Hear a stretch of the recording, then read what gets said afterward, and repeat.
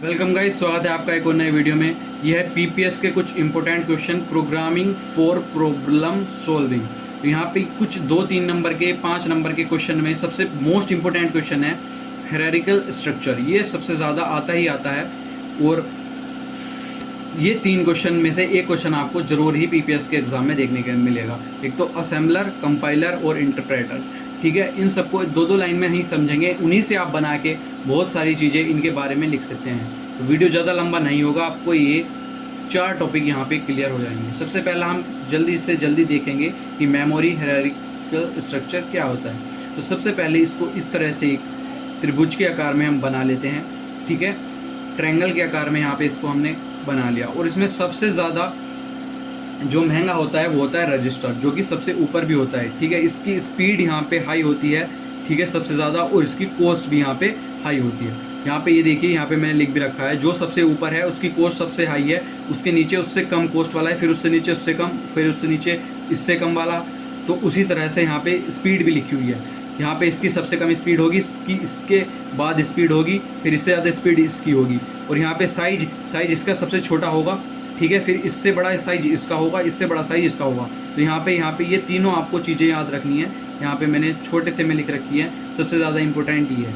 ठीक है, उसके बाद जो रजिस्टर हैं, रजिस्टर ये सबसे ज़्यादा कॉस्टली हैं और इनकी स्पीड सबसे फास्ट होती है।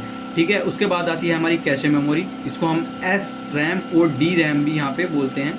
उसके बाद मेन मेमोरी ये है डी रैम, डायनेमिक मेमोरी। ठीक है, इसको हम डायनेमिक रैम की फुल फॉर्म होती है रैंडम एक्सेस मेमोरी। ठीक है, इसको डायनेमिक रैंडम एक्सेस मेमोरी भी हम बोलते हैं।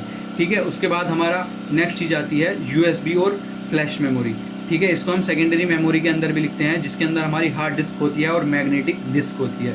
ठीक है, उसके बाद आती है हमारी मैग्नेटिक टाइप और टेप डिवाइस, इसको हम टर्नरी स्टोरेज भी बोलते हैं, टर्टरिंग स्टोरेज। ठीक है, जो हमारी रजिस्टर है वो बाइट्स में हमारी डेटा को स्टोर करता है, कैचे मेमोरी केबी और एमबी में, मेन मेमोरी जीबी में, और यहाँ पे फ्लैश मेमोरी जो ये यूएसबी वहाँ पे एसएसडी लगी होती है तो वो भी जीबी में स्टोर करती है। ठीक है, उसके बाद टीबी, यहाँ पे जो हार्ड डिस्क होती है वो टीबी में भी डेटा को स्टोर करती है। उसके बाद टेप डिवाइस, यहाँ पे ये पीबी और टीबी दोनों में स्टोर कर सकता है।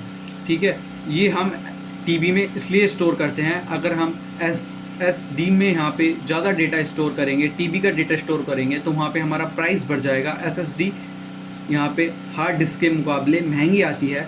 ठीक है, जिससे कि हमारा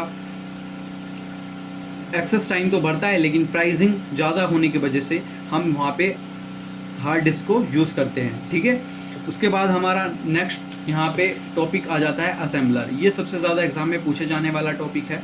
it is a program that convert assembly language into machine language code. ये क्या करता है, जो हमारा असेंबली लैंग्वेज से ये मशीन लैंग्वेज में कोड को कन्वर्ट करता है। ठीक है, assembly language to machine code.